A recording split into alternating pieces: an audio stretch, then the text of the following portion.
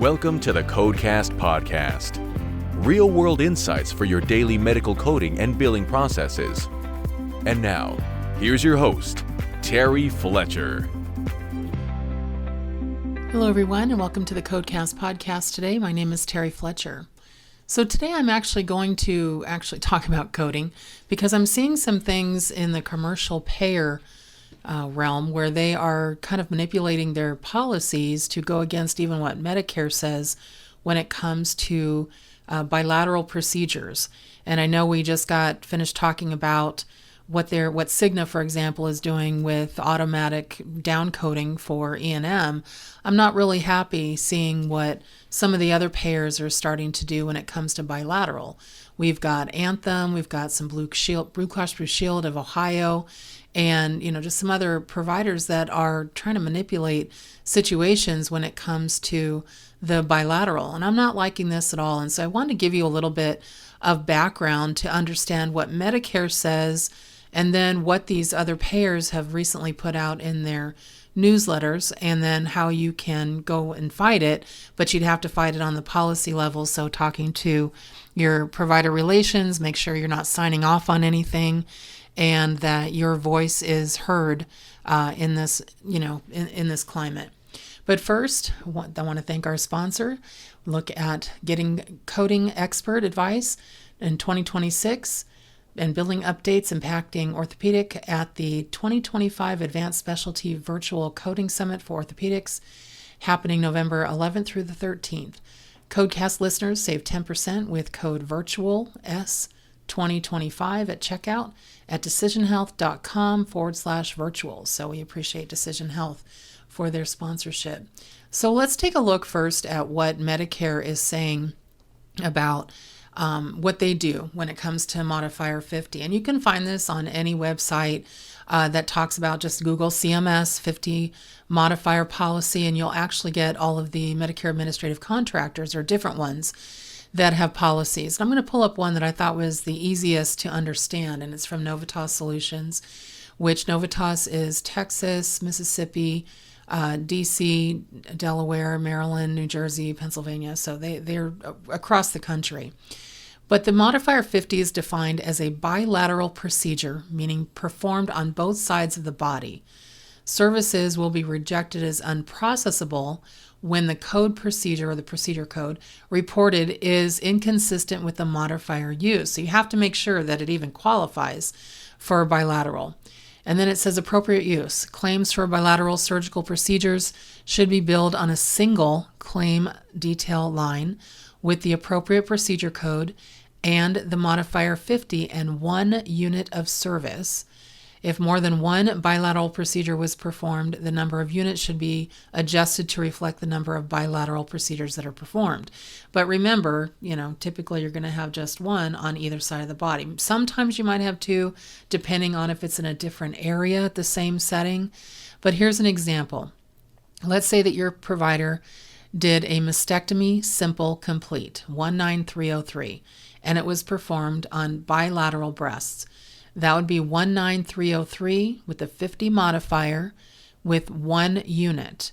Incorrect coding for most Medicare payers is 19303 with 2 units listed, with 2 line items listed with an RT-LT. They don't want the right and left modifier. Bilateral is considered 1 unit, and that's why you're subject to the 150% payment rule when it comes to that. So we always have to keep that in mind. And they really go into the inappropriate usage of the bilateral. It says to report surgical services identified by their terminology as bilateral. So if it says bilateral in the code descriptor, you would not put a 50 modifier on that. To report surgical services identified by terminology as unilateral or bilateral, regardless of whether the procedure is performed bilaterally or not, make sure that you know which one to report. Do not append to procedures the 50 modifier for midline organs such as bladder, uterus, esophagus, or nail septum. I'm also having issues when people put bilateral spine. Inappropriate to report when performed on different areas of the same side of the body. Remember, bilateral is exact same side. Okay, an exact procedure performed on the opposite side. Modifier 50 cannot be appended when bilateral indicators, and you'll see this on the fee schedule, are 0, 2, 3, or 9, or an asterisk, and it cannot be appended to a add-on code. So, for example, the terminology for a procedure code, let's say osteotomy pelvis bilateral, 27158, indicates the procedure is already performed bilaterally. So therefore, it's not appropriate to report this code with a 50 modifier. Now, what are the procedures indicators that I mentioned? So 0 indicates a unilateral code, and modifier 50 is not billable. So it means that, that only can be done as a unilateral service, like an esophagus or uterus. Now, indicator 1 indicates 50 would be appropriate, so that's what you're looking for. 2 indicates that the code descriptor says bilateral, so you would not use 50. 3 indicates primary radiology codes, modifier 50 is not billable. And 9 indicates that the concept of bilaterality does not apply. Now, the second thing you also have to look at is something called medically unlikely edits, or MUEs. And you can actually, and I know I use Google probably too much, but you can Google a list of those. It comes on a spreadsheet. And download that about every quarter, every 6 months, and bilateral procedures. What this does is when reporting bilateral procedures that have an MUE adjudication indicator, so an MAI, 2 or 3, bill with modifier 50 and 1 unit of service. So what that means is how many times can you bill it in a given day, or will it get rejected? Now for ASCs or ambulatory surgery centers, they don't report a 50 modifier. When more than one surgical procedure is performed at the same session, they deal with multiple surgery rules that apply. So they'll get paid 100% for the highest paying surgical procedure plus 50% for the other ASC covered surgical procedures at the same session. Then for bilateral procedures, they'll report single units on 2 separate lines or a single unit on 1 line with 2 in the unit field for both procedures to be paid correctly. And they will have that 50% discount on multiple procedures. And also multiple surgery pricing does apply to bilateral procedures on the same date. So you will have to deal with that 50%. But just remember, Medicare uses HCPCS modifier 50. That's when the bilateral procedure performed during the same operative session, meaning it was done on both sides of the body. And to correctly bill for that, it's the single line item, again, modifier 50 with 1 unit of service. And some procedures will receive that 150% payment adjustment. Now, providers that use or put the RTLT, you will get a denial. It says inappropriate use in every place I've looked. I know some commercial plans may want it that way, but Medicare does not. Medicare uses the Medicare fee schedule to determine payments for bilateral procedures. The Medicare fee schedule includes a bilateral indicator that indicates how much of the fee schedule is paid, again at that 150% when the bilateral indicator is 1. The payment is adjusted to 150% of the fee schedule for the single side. Now, they may not ask for supporting documentation, but if they do, it is required that you keep that and retain that documentation in the patient's medical record that supports the procedure was performed bilaterally. So what's happening with, for example, Anthem? Oh my gosh, this is just ridiculous. So Anthem is currently reducing payments on bilateral procedures. And what they're doing is they're saying that when the bilateral modifier 50 is attached, they're splitting the charge into 2 and then paying 100% 0 and 0. And this is apparently, due to a provider news alert that went into effect in 2022, but they just now turned it on, which is absolutely insanity. And I would fight this if you are a practice that is having to deal with this. I'm seeing it a lot in Ohio. Thank you, Kathleen, one of my Coding Corner membership clients, for sending this over to me.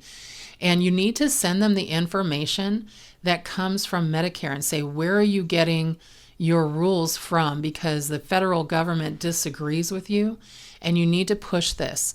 Because what your argument would be is that if you're going to reduce our payment to only paying the first line item, then patients and providers are going to want to have the patient come in 2 different encounters And that means the patient's going to go under anesthesia twice, which is very dangerous. One of the most dangerous parts of a procedure or surgery is the anesthesia. It slows the heart rate, it slows the breathing, it has lung involvement. That's why COPD patients have to be, very monitored. And some patients with lung cancer can't even undergo a procedure. So this is, you can tell I'm on a rant. I'm not happy about this because this is forcing providers not only to I don't know if it's overutilized, but, overschedule procedures by having patients come back and then having to use a 58 modifier as a staged, or, doing it 90 days later, which is absolutely ridiculous, and having the patient go under anesthesia twice. So if you are running into this, use that against these payers that think that they can just add these policies that make absolutely no sense and go against what the government says, which is, the lowest payment and the most strict rules on some of these services. So yeah, this really bugs me. But make sure that you give them several different the